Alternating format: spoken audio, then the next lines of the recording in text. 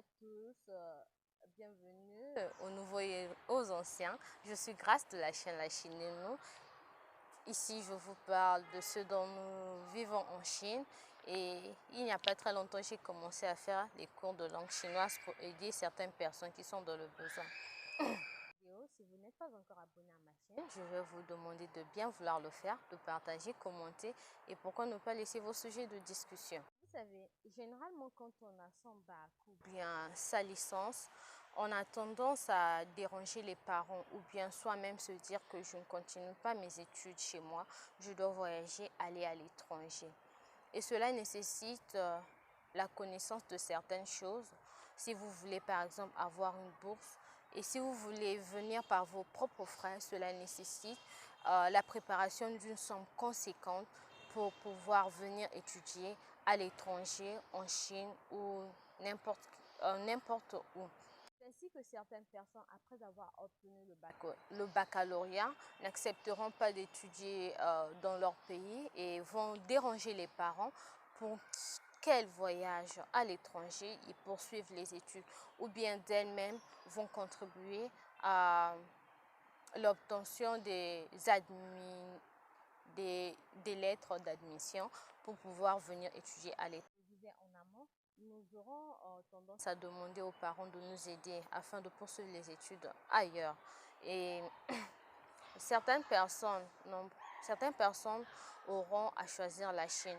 Il faut signifier que la Chine est l'un des pays au monde qui octroie le plus de bourses aux étudiants étrangers. Surtout en Afrique, vraiment, la Chine est un pays, je me dis, qui aide beaucoup d'étudiants à poursuivre leurs rêves scolaires chez eux.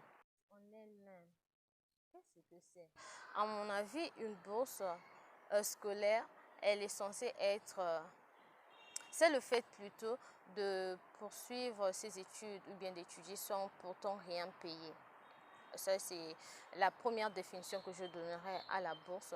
Mais il existe plusieurs catégories de bourses. Il y a la catégorie A, catégorie B, catégorie C. Plusieurs catégories. Parmi ces bourses, ici je vais traîner beaucoup plus sur les bourses gouvernementales et les bourses des universités.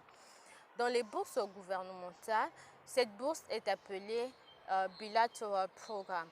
C'est cette bourse qui est donnée par le gouvernement chinois à travers le partenariat ou bien à travers des partenariats qu'ils ont eu à signer avec les pays d'origine de certaines personnes. Et ces bourses, on les octroie via les ambassades de Chine ou bien le ministère de l'enseignement supérieur.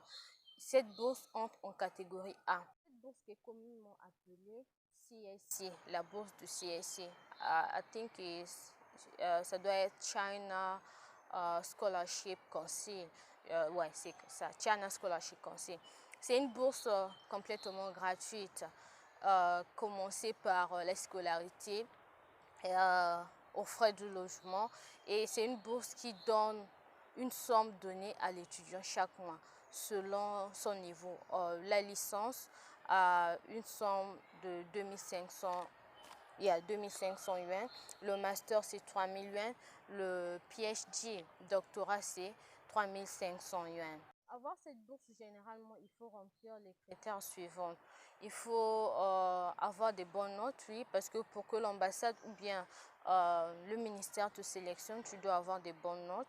Et actuellement, chez moi, par exemple, au Congo, on exige que l'étudiant ait une base en chinois et en langue anglaise parce qu'on leur fait passer des textes de langue chinoise et anglaise avant de venir en Chine. Si tu ne réussis pas ces textes, tu ne pourras pas venir parce qu'on estime que tu vas dans un pays où on parle plus le chinois et avec l'anglais à côté. Donc, c'est au moins l'anglais, ça doit être... niveau élémentaire, je dirais bien. Pas facile à avoir, ouais. Vu le nombre de personnes dans nos pays africains, par exemple, nombreux sont ceux qui y postulent et peu sont pris parce que chez moi, on prend souvent entre 50 ou 60 personnes car Hormis les étudiants, on prend aussi des militaires, donc des étudiants, des officiers. Des officiers viennent aussi en Chine dans le cadre de ce programme pour venir continuer leurs études. Et les officiers viennent souvent pour une durée d'une année. Eux aussi, ils sont logés. On leur donne aussi la bourse chaque mois. Euh, un, un prof peut te contacter, te demander d'être le représentant, je dirais. Donc, il va te donner un certificat. Tu vas être un agent de l'école et tu as un certificat qui te permet de trouver les étudiants, de les ramener à l'école et l'école te paye. Les bourses des universités programmes, ce sont des bourses octroyées par des universités aux étudiants qui ont des bonnes notes. Dans mon école, par exemple, ces bourses sont données chaque année. À partir de décembre, on commence à postuler. Quand tu as de bonnes notes, bonne conduite, tu participes souvent aux activités scolaires, tu peux postuler. Et ici, on ne te donne pas une bourse du genre, tu ne vas plus payer les cours, non. On va te donner par exemple 1 million plus 2 millions, c'est ainsi qu'on donne les bourses dans mon école. Certaines écoles par ailleurs donnent des bourses comme suite. On demande à l'étudiant d'avoir des bonnes notes, d'avoir l'HSK 4, bonne conduite, toujours participer aux activités et on lui coupe, on allège sa charge en logement et en école, en frais scolaires. On allège tes frais scolaires, on allège tes frais de logement et chaque mois, on te donne une somme qui te permet à survivre dans tes besoins quotidiens. Et c'est à ce moment qu'intervient beaucoup plus des agents, des agences. Je pense que certains savent de quoi je parle, qui sont installés dans nos pays d'Afrique. Nombreux n'ont même pas de certificat. Ils n'ont même pas l'autorisation de faire ce qu'ils sont en train de faire. Pourquoi je parle de cela aujourd'hui? Certains diront que je suis en train de dire peut-être ce que je ne devais pas dire, mais je pense que j'ai le droit de tout dire quand il s'agit d'escroquerie et de mauvaise foi. Donc, ils se font passer pour des agences alors qu'ils ne le sont pas, ou bien ils sont en train de travailler pour un professeur chinois. Mais comment eux, ils arrivent à escroquer les étudiants? Je vous explique, veuillez prêter attention. Les étudiants font confiance aux gens qui sont en Chine parce qu'ils se disent que ces personnes connaissent plus, connaissent mieux que eux. En effet, on connaît plus que vous, on connaît mieux. Mais au moment où on se met à escroquer ceux qui sont en Afrique par ce qu'ils ignorent, là, ça devient vraiment pas bon. Je pense qu'il faut quand même arriver à dénoncer certaines choses. En effet, il y a certaines personnes qui se font passer pour des agents qui ne le sont pas. Ils le font à leur propre compte, au fait. Je comprends qu'il veut chercher de l'argent. C'est un moyen de survie, oui, c'est une bonne chose. Mais quand tu aides une personne à avoir une bourse, la personne te paye, c'est pas gratos. Certaines personnes, certains agents, des supposés être agents, vont dire aux étudiants qui sont en Afrique, qui n'ont jamais mis pied en Chine, que t'inquiète pas, tu peux venir en Chine, je vais t'avoir une bourse. Quand tu vas venir en Chine, tu peux travailler. Tu peux travailler. T'es sérieux?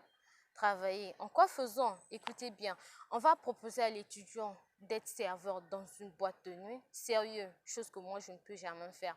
Ou bien, on va proposer à une étudiante d'être danseuse dans une boîte de nuit, chose que je ne peux jamais faire. Ainsi, avons-nous eu à voir des Russes, même des Africains danser dans les boîtes de nuit, mais quand on t'attrape, on te renvoie. Il est vrai que certaines boîtes de nuit ont des agents de sécurité qui protègent les étudiants étrangers qui y travaillent, mais c'est un risque parce que les policiers font des irruptions sans pourtant même avertir. Quand on t'attrape, on annule ton visa et tu rentres chez toi. Généralement, on donne qu'une durée d'une semaine avant que tu ne quittes et tu vas payer des amendes. Je disais, ces étudiants qui sont en Chine, qui connaissent mieux que ceux qui sont hors de la Chine, vont leur dire qu'ils peuvent faire ce genre de boulot ou encore vont leur dire qu'ils peuvent enseigner. Non, c'est pas cool. Comment tu peux laisser une personne qui n'a jamais été en Chine, qui ne connaît pas les réalités de la Chine, croire que elle peut travailler en Chine avec aisance? C'est quel genre? C'est quel cœur? C'est juste une mauvaise chose. à ne jamais faire. Je vous déconseille cela. Je vais vous laisser en audio d'un étudiant qui est passé par un collègue qui l'a aidé à s'inscrire dans une université. Ce collègue l'a dit qu'il pouvait venir en Chine. Il a d'abord dépensé l'argent par lui-même. Les parents ne l'ont pas aidé. Il m'a dit qu'il a dépensé au moins 700 000 dans cette procédure-là. Donc, cet ami, au fait, lui avait dit que tu peux dépenser maintenant, t'inquiète pas. Quand tu vas venir en Chine, tu vas travailler, aller à l'école, tu pourras rembourser ton argent et tu pourras vivre à travers les petits boulots que tu vas faire. Cet étudiant-là, c'est un abonné de ma chaîne. Je le remercie pour ce témoignage. Je vais vous laisser le témoignage. Veuillez écouter le témoignage pendant quelques minutes. La bourse que j'ai eue là, ce n'est pas une bourse en fait complète comme ça, quoi. C'est seulement le logement et puis quoi là, et puis les coûts. Seulement, je vais suivre pendant 1 an. Maintenant, ce qui reste pour la nourriture, je vais me débrouiller pour mes petits besoins. Les autres là, je vais me débrouiller. En fait, c'est après le Chinois même m'a écrit.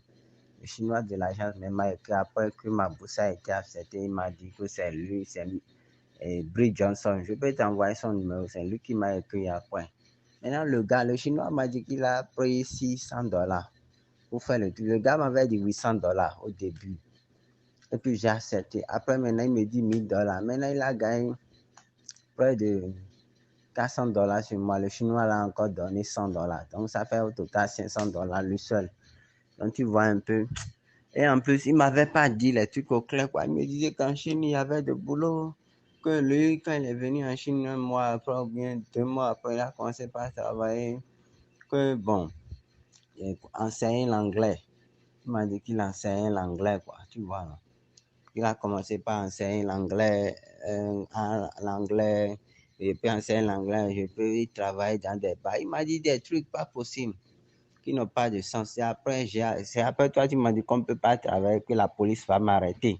Maintenant, je me suis dit, comment lui a pu faire pour arriver à ce niveau et il travaille. Donc, je n'ai pas à comprendre.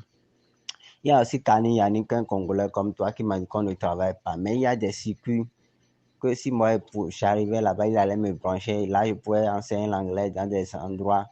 Et là, il essaie de me remettre à ces gars, quoi. Tu vois, non? Mais c'est trop stressant. D'abord, même l'Europe, tout ça, c'est déjà stressant. Même si tu vas aux États-Unis, en France, c'est déjà stressant.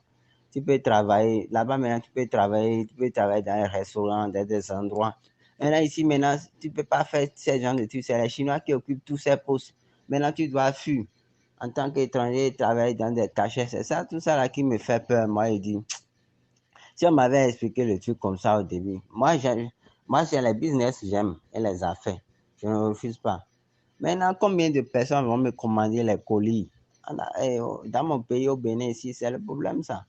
C'est ça qui me fait peur. Combien de personnes? Si on ne me commande pas les colis, je vais faire comment pour manger? Pas comme dans les autres pays, tu peux faire des jobs. C'est tout ça. Si le gars m'avait expliqué les trucs comme ça, correctement, de chercher les clients, il m'a dit ça, que maintenant, enseigner même là, c'est problème. Tu dois fuir. C'est ce que j'ai fini par conseiller. J'ai dit, mais il veut bouffer mon argent. C'est pourquoi il dit ça. Lui-même, vraiment. Bon, c'est à cause de tout ça, j'ai dit, bon, gaspiller l'argent pour prendre mon billet d'avion, venir payer encore 1 million. Je viendrai payer encore 1 million à l'école, pour l'école. Quand je suis là-bas, je vais encore payer 1 million pour l'école. C'est ce qu'ils m'ont écrit sur les papiers. Et donc, c'est un peu ça. Et puis prendre mon billet d'avion. Maintenant, garder encore l'argent de part. Au moins, je dois encore trouver 2 millions.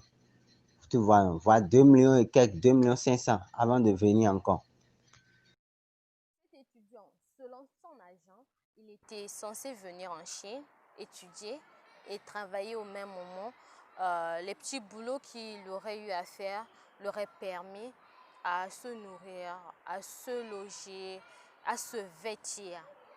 Chose à ne pas accepter, chose à ne pas faire.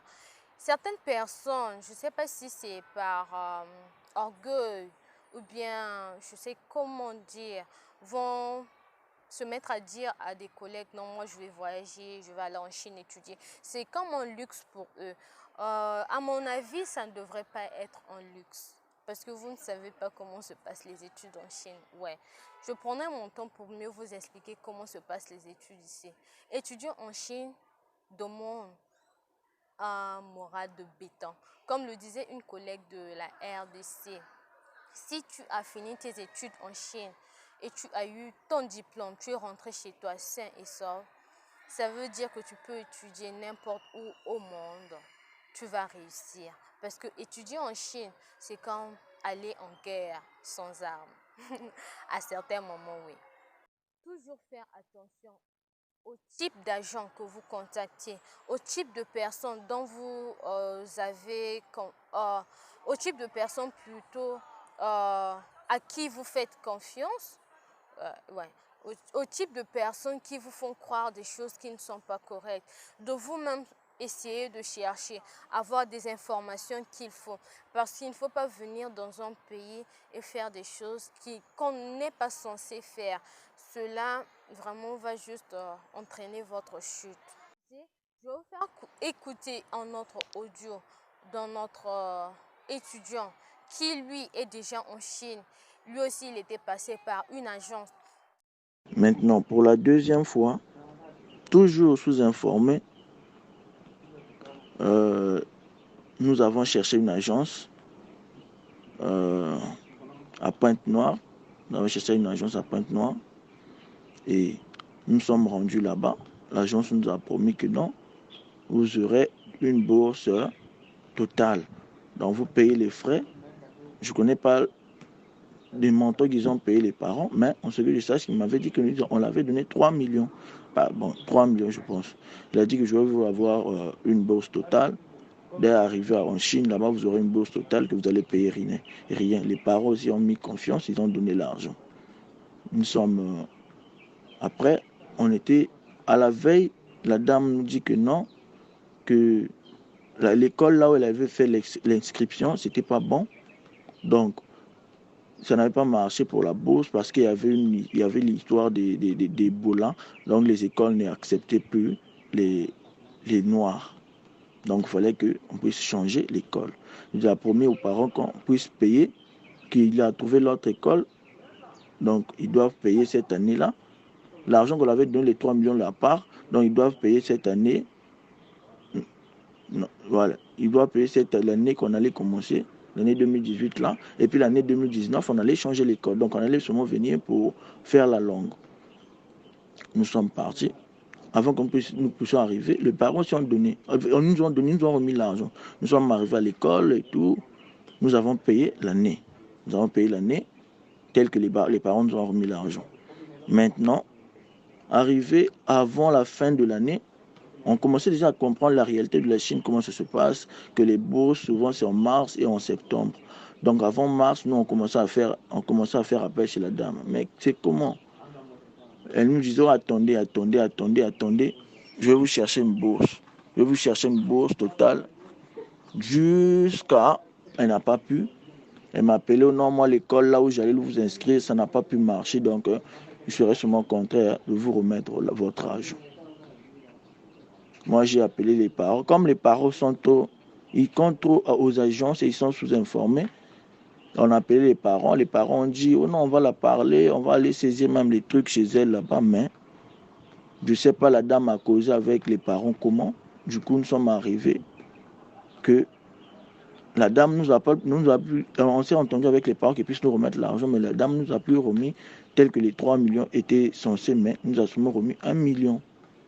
Et du surcroît, les parents avaient peur souvent que, peut-être comme ça, parce que la dame est mariée il s'est marié avec un Chinois, donc les parents avaient tellement peur du genre que peut-être si il pouvait menacer la femme et que nous aussi on pouvait être menacés.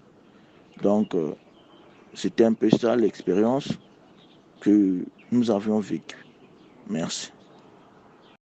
On s'est entendu avec les parents qu'ils puissent nous remettre l'argent, mais la dame nous a plus remis tel que les 3 millions étaient censés, mais nous a seulement remis 1 million. Et du surcroît, les parents avaient peur souvent que, peut-être comme ça, parce que la dame est mariée il il s'est marié avec un Chinois, donc les parents avaient tellement peur du genre que peut-être si il pouvait menacer la femme et que nous aussi on pouvait être menacés. Donc c'était un peu ça l'expérience que nous avions vécue. Merci. Vous avez pu écouter son audio. Ils se sont retrouvés dans une situation pas bonne. Bon, leurs parents ont essayé de recontacter l'agence. L'agence leur a fait comprendre que les enfants étaient impatients, qu'ils ne comprenaient pas au fait les choses comme il devait se passer. Mais il s'avère que les enfants ont compris beaucoup de choses en arrivant en Chine. Et les parents ont plus eu confiance à l'agence qu'aux parents. Donc les parents n'ont pas pris en compte les plaintes des enfants en disant que papa, ils nous ont menti, c'est comme si, c'est comme ça devait se passer comme ceci. Mais l'agent arrive toujours à convaincre leurs parents. Par ailleurs, les parents payent les frais scolaires des enfants. Et qu'en est-il de ces étudiants dont les parents ne peuvent pas subvenir aux frais scolaires, qui dépensent des millions pour venir étudier en Chine? Waouh, ce petit Chinois qui fait du bruit, je ne sais même pas ce qu'ils font là. Qui sont censés venir étudier en Chine, dépensent des millions, mais quand il arrive en Chine, l'étudiant se rend compte qu'il doit commencer à payer les frais scolaires. Qu'adviendra-t-il de cet étudiant? Va-t-il rentrer au pays? Va-t-il se débrouiller ici? Ce que nombreux font par mégarde, car chose que vous ne devez pas faire. Quand vous tombez dans ce genre de situation, parlez aux parents. Si les parents ne peuvent pas et vous disent de rentrer, rentrez. N'insistez pas de rester en Chine, car rester en Chine sans visa et du genre faire payer les cours aux parents quand vous-même vous sentez qu'ils ne peuvent pas, c'est un peu mettre les parents dans une fosse remplie de lions. Essayez d'être à la place de vos parents et à votre place aussi. Réfléchissez bien. J'espère que cette vidéo aura porté conseil à certaines personnes qui veulent venir en Chine en passant par des agents, des mauvais agents bien sûr. Faites très attention. Généralement, les abonnés de ma chaîne peuvent témoigner. Ceux qui viennent me demander les informations de bourse, je dis que je ne sais pas. Je ne maîtrise pas les trucs de bourse parce que je ne me sens pas apte à commencer à faire ce business, je dirais, parce que certains vivent à travers cela. Car ça demande beaucoup de compréhension et non seulement la compréhension, la maîtrise de ce que tu es en train de faire. Si tu rates ce que tu fais et si on t'attrape, tu es agent illégal, ouais, ça, tu dois être sûr que tu auras des soucis avec les écoles intéressées. Donc, faire très attention et soyez sûr que la personne auprès de qui vous donnez votre argent est une personne de confiance, est une personne qui dit vraiment ce qui va se passer.